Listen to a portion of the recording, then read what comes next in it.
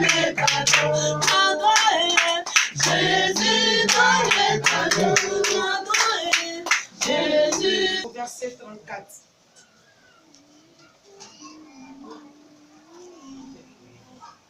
Matthieu 6. Le verset 25 à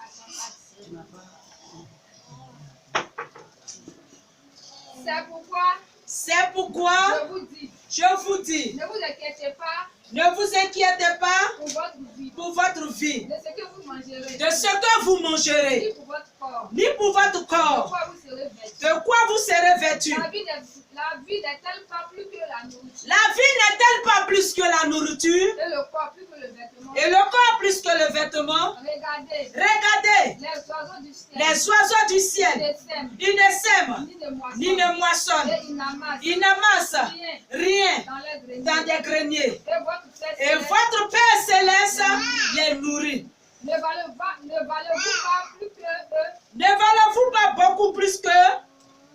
Qui de vous, par ses inquiétudes, peut ajouter une coudée à la durée de sa vie? Et pourquoi vous inquiétez au sujet du vêtement? Considérez comment croissent les lits des champs. Ils ne travaillent ni les fils. Cependant, je vous le dis, que Salomon, même dans toute sa gloire, n'a pas été vêtu comme l'un d'eux. Si Dieu réveille ainsi l'herbe des champs qui existe aujourd'hui et qui demain sera jeté au feu, sera jeté au four, ne vous vêtera-t-il pas, en plus votre raison, gens de peu de foi? Ne vous inquiétez donc point. Et ne dites pas, que mangerons-nous? Que boirons-nous? De quoi serons-nous vêtus? Car toutes ces choses, ce sont les païens qui les recherchent. Votre Père céleste et la justice de Dieu, et toutes ces choses vous seront données par-dessus. Verset 34. Ne vous inquiétez donc pas du lendemain, car le lendemain aura soin de lui-même. À chaque jour suffit sa peine. Est-ce que tu peux acclamer la parole de Dieu? Alléluia. Alléluia.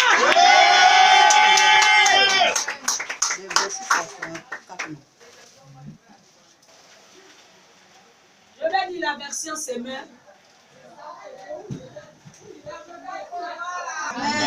Alléluia. Amen. Notre Père céleste lui-même sait que nous en avons besoin.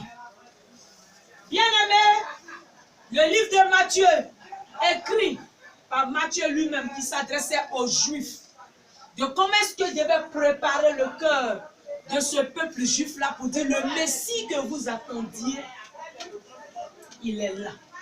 Alléluia. Amen. Donc quand il a fini, on a fini de présenter Jésus du chapitre 1 jusqu'à partir du chapitre 5. Jésus lui-même, après avoir jeûné 40 jours, 40 nuits, après avoir, il a été tenté par le diable dans le désert quand il est revenu en triomphe, au commencement de son ministère, il s'est assis sur le mont des Oliviers et il a commencé à enseigner la foule. Et dans cette foule se trouvait, comme on appelle aussi ses disciples, alléluia. Amen. Et il a commencé à donner les sermons qu'on appelle les béatitudes, c'est-à-dire que les leçons à tenir, l'attitude à avoir en tant qu'enfant de Dieu. Quand tu acceptes le Seigneur Jésus, comment tu dois te comporter? Parce que accepter le Seigneur Jésus, tu ne fais plus partie de ce royaume qui est ici-bas.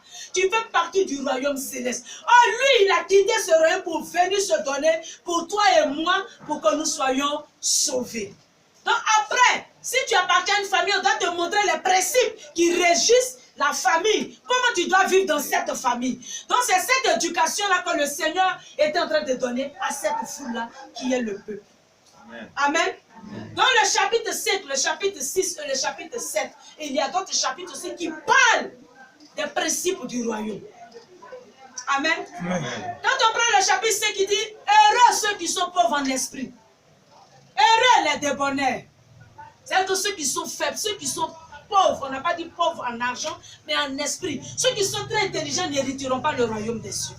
Donc quand Jésus a fini ça, il est en train de donner l'attitude maintenant du chrétien. Comment est-ce que le disciple doit se comporter? Et ce passage nous intéresse en ce moment donné. Amen.